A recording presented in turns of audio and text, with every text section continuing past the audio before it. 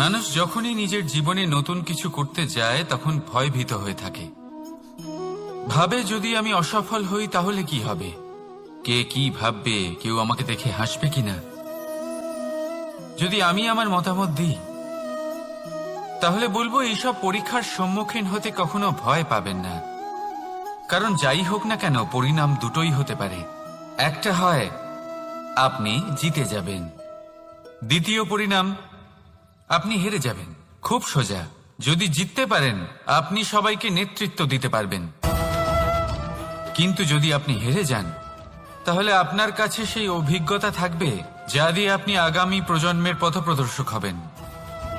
এবার ভাবুন, এই অভিজ্ঞতা দ্বারা আপনি কাউকে সাহায্য করছেন যা দিয়ে সে নিজের স্বপ্ন পূরণ করতে পারবে। খুব পুণ্যের বিষয় এটা। একটা সহজ কথা জেনে রাখুন, জয় হোক বা পরাজয় দুটো একই দিকে নিয়ে যায়, আর সেটা হলো জয়ের দিকে। শুধু নিজের দৃষ্টিভঙ্গি শুভ করে তুলুন আর নিজের পরীক্ষাগুলিকে সীমিত করে তুলবেন না। নিজের এই সীমাগুলিকে আহ্বান জানান, নিজের ব্যক্তিত্বকে বিশাল করে তুলুন, শক্তিশালী করে তুলুন। আর আমার সাথে ভালোবেসে বলুন, রাধা রাধা। এই সম্পর্ক হল গুরু এবং শিষ্যের। গুরু হলেন ধনুকের সেই প্রত্যঞ্চার মতো যিনি নিজেকে পেছনে রেখে শিষ্যকে তার গন্তব্যের দিকে এগিয়ে দেন, তাকে নিজের লক্ষ্য ভেদ করতে দেন, আর সর্বদাই কঠোর হয়ে থাকেন যাতে শিষ্য কখনোই নিজের লক্ষ্যচ্যুত না হয়। ধন্য হলেন এমন গুরু যারা শিষ্যকে নিজের গন্তব্যে পৌঁছেও দেন এবং তার সব কৃতিত্ব তাকেই দেন, নিজের শিষ্যকে, নিজের বাণকে। তাহলে আপনারা চিরকাল এরকম গুরুকে মনে রাখবেন, সর্বদা তাদের সম্মান করবেন, সর্বদা তাদের ভালোবাসবেন, কখনো জীবনে পিছিয়ে পড়বেন না আপনি। আসুন আমার সাথে ভালোবেসে বলুন, রাধা রাধা। আপনি কখনো আতর মেখেছেন? একটা শ্রেষ্ঠ আতরের গুণ হলো ওকে মাখার পরে অনেক দিন পর্যন্ত তার সুবাস থেকে যায়। তারপরে আপনি বস্ত্র বদল করুন বা রেখে দিন, তার সুবাস থেকেই যায়। এবার ধরে নিন এই আতর হলো আপনার কর্ম, আর আপনার শরীর, আপনার বস্ত্র হলো আপনার জিহ্বা। যত শ্রেষ্ঠ আপনার কর্ম হবে তত বেশি এই সংসার আপনাকে জানবে। আপনার কর্ম যদি সর্বশ্রেষ্ঠ হয় তাহলে সারা জীবন মনে রাখবে, আর জীবনের পরেও আপনাকে ভুলবে না। এই কর্ম ধর্ম ভেবে পালন করবেন, কারণ এই চিন্তা ভাবনাই সত্য হয়ে সামনে আসে। সেই জন্য ভাবনাকে পুষ্ট করুন, যুক্তিবোধ শ্রেষ্ঠ করে তুলুন। সবকিছু নিজে থেকেই হয়ে যাবে, পথ আপনা থেকেই সামনে চলে আসবে, কর্ম নিজে থেকেই হতে থাকবে। শুধু কর্ম ধর্ম মনে করে পালন করতে থাকুন। আর আমার সাথে ভালোবেসে বলুন, রাধা রাধা। এই জীবন, এই জীবন দেখতে গেলে কিন্তু খুবই কঠিন। এই জীবন কি করি হে নারায়ণ, এটাকে একটু সহজ কি করে করে তোলা যায়, এই প্রশ্নই তো আসছে মনে। এর উত্তর স্বয়ং সেই মানুষের মধ্যেই লুকিয়ে, তার সিদ্ধান্তে, তার নির্বাচনের মধ্যে লুকিয়ে। এবার জীবনের যে কঠিন সময়গুলো থাকে সেগুলো সেই প্রসঙ্গের মতোই হয়। যেমন ধরুন, আপনি হাঁটছেন হাঁটছেন আর হঠাৎ করে পায়ে কাঁটা ফুটে গেল। এবার আপনি কি করবেন? এমনও ব্যক্তি আছেন যারা সেই কষ্টের কারণে, সেই কষ্ট পাওয়ার ভয় পিছিয়ে আসেন। এমনও কিছু ব্যক্তি থাকেন যারা সেই আঘাতে নিরাময় করার জন্য সময় নষ্ট করবেন, কতটা জানি না। এমনও কিছু ব্যক্তি থাকতে পারেন যিনি হয়তো সেই কাঁটাকে তুলে নিয়ে তার ব্যবহার গজালের মতো করবেন, তাকে দেওয়ালে পুঁতে একটা সুন্দর ছবি লাগাবেন যাতে সেই দেওয়াল আরো সুন্দর দেখতে মনে হয়। এটাই জীবনের সাথেও হতে পারে। এবার দেখুন, জীবন হলো কঠিন নাকি অত্যন্ত কঠিন সেটা গুরুত্বপূর্ণ নয়, সেটাকে সরল করার জন্য আপনি কি করছেন সেটা গুরুত্বপূর্ণ। জেনে রাখুন, আমরা সবাই মরণশীল, আমাদের সবার মৃত্যু হবে, প্রত্যেককেই এক না একদিন অবশ্যই মরতে হবে। এবার যখন সেটা হতেই চলেছে তাহলে ভয় কেন পাবো, চিন্তা কেন করব? দুশ্চিন্তা করলে কি এর সমাধান হয়ে যাবে? কখনোই নয়। যা প্রারব্ধ তা হবেই। তাই জীবন এই কিছুক্ষণ আপনাকে বাঁচার জন্য দিয়েছে, তা বাঁচতে শুরু করে দিন। জীবনে যা পরিস্থিতি আসুক তা ধন্যাত্মক দৃষ্টিভঙ্গি দিয়ে দেখা শুরু করুন। এটা যদি আপনি শিখে নিতে পারেন তাহলে আপনার এই জীবন সুখ ও প্রসন্নতা দ্বারা ভরে উঠবে।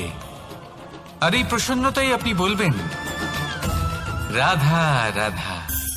বৃষ্টির জল যখন মেঘের দ্বারা টিপ টিপ করে ঝরে পড়ে তখন কি ভালো লাগে, তাই না?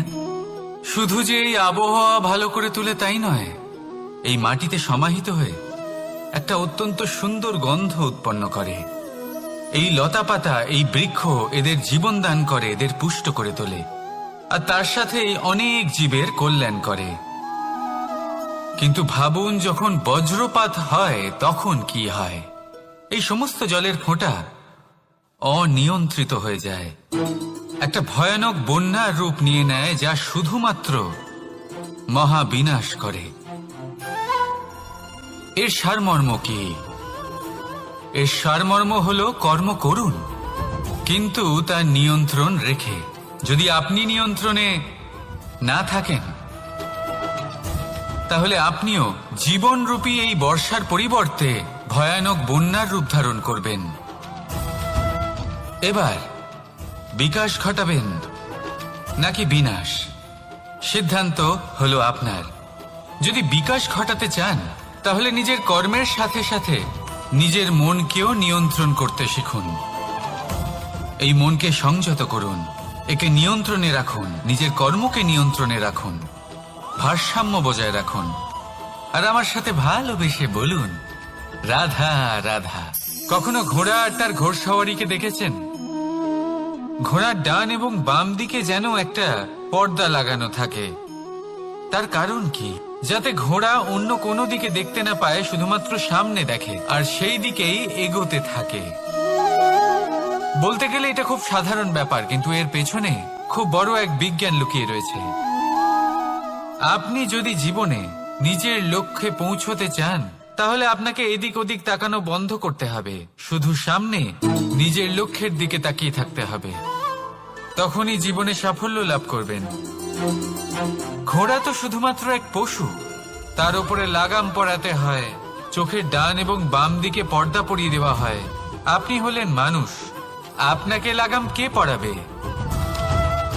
কেউ না। এটা আপনাকে নিজেকেই করতে হবে। মনের গভীরে প্রবেশ করুন আর আবেগগুলিকে লাগাম পরান, তাদের নিয়ন্ত্রণ করতে শিখুন। আর নিজের দৃষ্টি সামনে, শুধু নিজের লক্ষ্যের দিকে।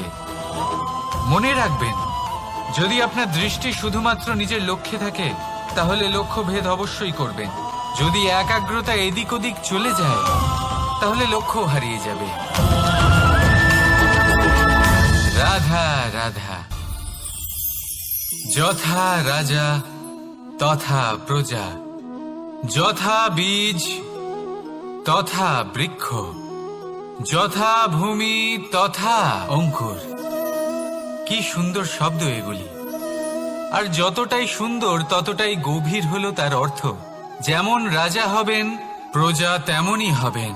যেমন ভূমি হবে, অঙ্কুরও তেমনই হবে। কখনো গভীরে গিয়ে এই কথার অর্থ বোঝার চেষ্টা করেছেন আপনি? রাজা এই শব্দের মূল হলো রজ। রজ কথার অর্থ হলো মাটি। অর্থাৎ রাজা হলেন তিনি যিনি মাটির সাথে যুক্ত। রাজা হলেন তিনি যিনি প্রজাদের সম্মান করবেন, তাদের যত্ন নেবেন, তাদের চোখে জল দেখলেই চিন্তিত হয়ে উঠবেন, তাদের অশ্রু মোছার জন্য সমস্ত সম্ভাব্য চেষ্টা করবেন, তাদের সুখী রাখার জন্য সমস্ত চেষ্টা করবেন। রাজা এরকম হয়। এবার এই সমস্ত গুণ যদি একজন রাজার মধ্যে না থাকে তাহলে প্রজার মধ্যে অসন্তোষ দেখা যায়। আর এই অসন্তোষ বিদ্রোহের রূপ নেয়। আর এই বিদ্রোহ যে কোনো রূপেই হলো বিনাশকারী। তাহলে রাজার উচিত প্রজাদের রক্ষা করা এবং প্রজাদেরও উচিত রাজার প্রতি বিশ্বাস রাখা, তার অনুকরণ করা। এই দুজন যখন এক হবেন তখনই শাসন স্থির হবে, তখনই এই দেশ নিয়ন্ত্রণে থাকবে। যদি দুজনের মধ্যে কোনো একজন নিয়ন্ত্রণ হারান তখন মহা বিনাশ অবশ্যই হবে। তাহলে রাজা নিজের কর্ম করবেন আর প্রজা নিজের ধর্ম পালন করবেন, আর আমার সাথে ভালোবেসে বলবেন রাধা রাধা।